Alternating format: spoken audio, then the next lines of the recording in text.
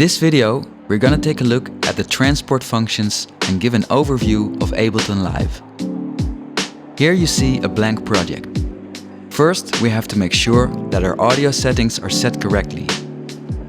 Open the preferences and make sure that the input, output and buffer size are set correctly. At the top of your screen, you will find the transport functions, which control playback, stop and recording.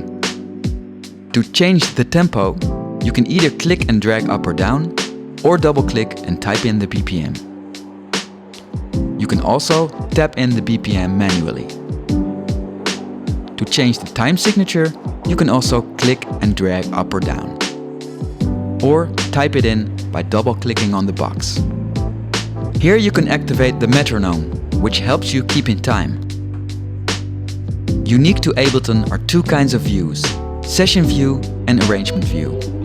In arrangement view, you create music using a traditional timeline, and in session view, you build loops without creating a fixed arrangement yet.